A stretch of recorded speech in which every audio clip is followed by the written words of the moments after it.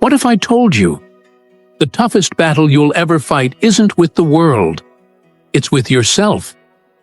What if your biggest enemy isn't out there, but in here, in your habits, in your hesitation, in your quiet excuses? Have you ever wondered why some days you wake up unstoppable, and other days you can't even find your will to move? Why some people seem to win every morning before the world even notices, while others fight the same old battles over and over again? Here's the truth. You don't conquer your life once. You conquer it daily. You don't defeat your demons. You out-discipline them. Every morning, two versions of you wake up. One wants comfort. The other wants greatness. One wants to scroll. The other wants to grow. The problem? The comfortable version of you knows exactly how to talk you out of progress. It whispers, "You deserve a break." It says, "Tomorrow will be better." It lies beautifully. But here's the secret. If you don't silence that voice early, it will run your entire day. What if every sunrise was a duel between your discipline and your delay? And what if the first decision you make each morning determines which version of you wins? What's the first thing you do when your alarm rings? Do you reach for your phone or your purpose? How about this? Tomorrow morning, when that alarm hits, pause for 10 seconds. In those 10 seconds, ask yourself, who do I want to be today? The version that reacts or the version that leads? Discipline doesn't begin with grand acts. It begins with small, defiant moments of choice. You win your mornings, and your mornings win your life. Because if you start strong, you finish stronger. Let's be honest, your worst self doesn't wear armor. It wears comfort. It wears distraction. It wears fear disguised as logic. That inner voice, it's not evil, it's scared. It fears change because change demands pain. But what if that pain was the proof that you're becoming something new?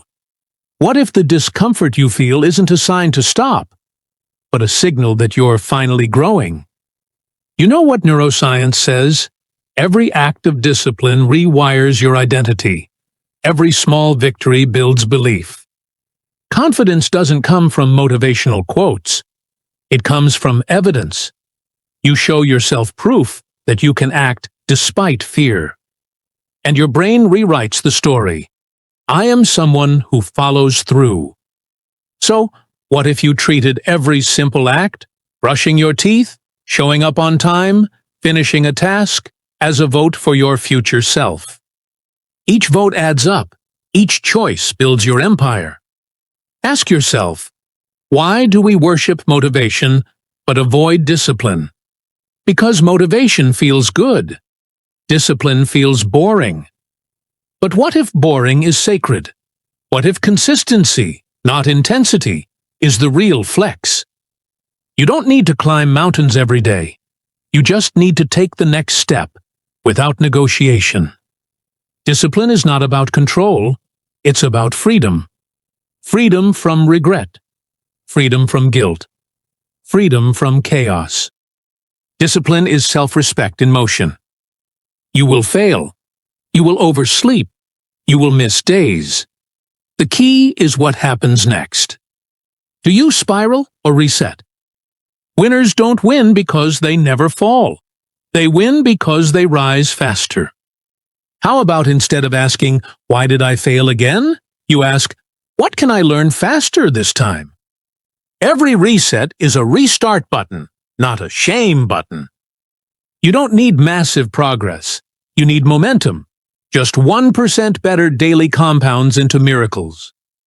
What if your only competition was the version of you from yesterday? Wouldn't life become simpler, more focused, more peaceful?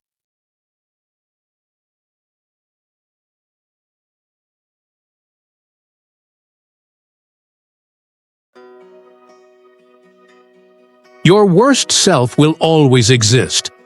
but so will your best. And every day, you decide who wins. So when you wake up tomorrow, don't wait for motivation. Don't wait for permission.